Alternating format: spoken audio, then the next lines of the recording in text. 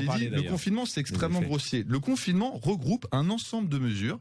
Là-dedans, il y a des choses efficaces, il y a des choses pas efficaces. Vous donnez une attestation pour vous empêcher d'aller à 1 kilomètre de chez vous, ça sert à rien. Ça, je suis d'accord. Là-dessus, vous êtes d'accord. Ça sert à rien. Soit on a des gens qui sont vraiment cyniques et qui se disent je vais utiliser la peur parce que ça va m'être utile. Soit on est un peuple qui a du mal à fonctionner si on n'est pas dans l'émotion et dans la peur. Vous avez peur parce que vous comprenez rien. Et ça, c'est volontaire. Et c'est en ça où je diffère de Martin, c'est que je pense que c'est pas la faute, entre guillemets, de la population. Je pense qu'on fait tout pour que les gens ne comprennent rien. Et qu'aujourd'hui, on a des sophistes dans les médias. Et je parle pas des journalistes, j'ai beaucoup d'affection et de douceur pour les journalistes. Je pense qu'ils peuvent à un moment voir la lumière et arrêter de servir des médias qui sont aux ordres de pouvoirs économiques et politiques qui les dépassent. Donc on a des sophistes, comme dans l'allégorie de la caverne de Platon, vous vous souvenez, quand il y a des types qui tiennent des images et qui maintiennent les gens au fond de la caverne à regarder des ombres, à regarder des illusions. Donc là c'est pareil, on nous maintient sur les courbes épidémiques, etc. Et on nous empêche de voir l'ensemble du tableau.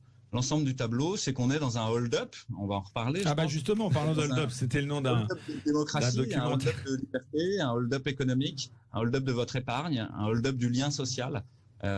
Et ça, c'est aussi des questions qu'il faut adresser, qu'il faut poser.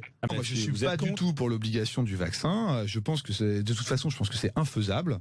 Donc c'est juste allumer de la dynamite dans la société. On n'a vraiment pas besoin de ça. En plus, je pense qu'il y a suffisamment de gens qui vont accepter de se vacciner pour avoir un niveau d'immunité qui permettra d'éviter les flambées épidémiques. Donc je vois vraiment pas pourquoi on le rendrait obligatoire. Et ça va que raviver finalement un débat inutile. Et l'espèce de concaténation extrêmement nauséabonde qui a été faite par Christophe Barbier ou Jadot, d'une espèce de crédit social à la vaccination. Enfin, est-ce que c'est cette société-là dont on veut, quoi, hein? On veut être comme en Chine? Moi, non, hein, c'est sûr et certain. Donc voilà, je rappelle la loi du 4 mars 2002 qui a été renforcée le 22 avril 2005 sur le droit des malades de refuser un traitement, en fait, y compris préventif, y compris au risque de sa vie. Je pense que c'est ce qui nous a prémunis des Mengele et des gens comme ça.